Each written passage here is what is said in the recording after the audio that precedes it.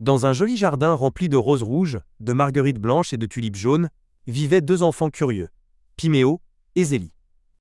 Ils adoraient explorer chaque recoin de leur jardin, à la recherche de petites aventures. Un après-midi ensoleillé, alors qu'ils jouaient près du vieux mur recouvert de lierre, Zélie remarqua quelque chose d'étrange. « Piméo, regarde !» dit-elle en pointant du doigt une petite porte en bois, à peine visible sous les feuilles grimpantes. Piméo s'approcha. La porte était petite, juste assez haute pour eux deux, et elle n'avait pas de poignée.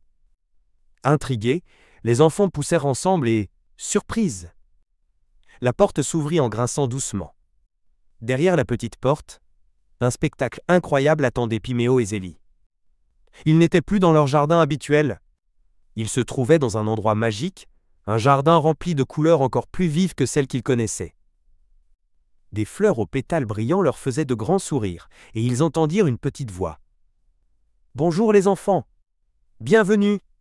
Piméo et Zélie regardèrent autour d'eux et virent une marguerite avec un visage joyeux. Ils n'en croyaient pas leurs oreilles. Les fleurs parlaient. Plus loin, ils aperçurent de petits animaux qu'ils n'avaient jamais vus auparavant. Un lapin avec des ailes de papillon voltait entre les arbres, et un écureuil avec une queue arc-en-ciel grignotait une noisette brillante. Tout était merveilleux et un peu fou. Et puis, ils virent quelque chose d'encore plus étonnant. Des arbres avec des bonbons à la place des fruits. Des sucettes colorées pendaient des branches, des chocolats brillaient au soleil, et des caramels semblaient les appeler. Piméo et Zélie marchaient la main dans la main, les yeux grands ouverts. Ils rencontrèrent une coccinelle qui leur raconta des blagues, et un escargot qui chantait de drôles de chansons. Chaque créature de ce jardin enchanté était spéciale et accueillante.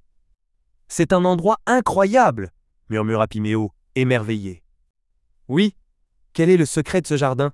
demanda Zélie à une tulipe bleue qui passait par là en dansant doucement. La tulipe bleue s'arrêta de danser et leur dit d'une voix douce. « Le secret de ce jardin, c'est qu'il est rempli de joie et d'imagination.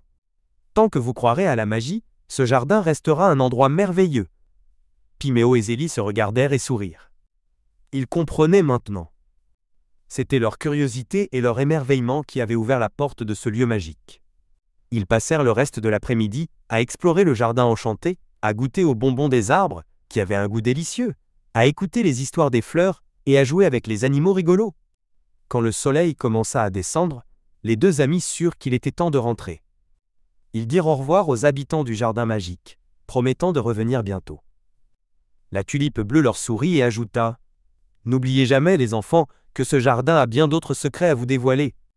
Soyez curieux et ouvrez bien vos yeux. » En repassant la petite porte sous le lierre, Piméo et Zélie se retrouvèrent dans leur jardin, qui leur semblait maintenant un peu moins ordinaire.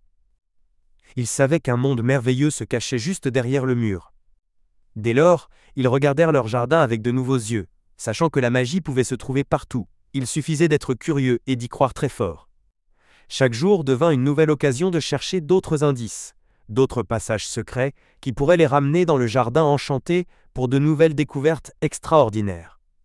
Ils se demandaient quels autres amis ils allaient rencontrer et quels autres secrets ce lieu magique recelait encore. L'aventure de Piméo et Zélie ne faisait que commencer. Que penses-tu de cette histoire ?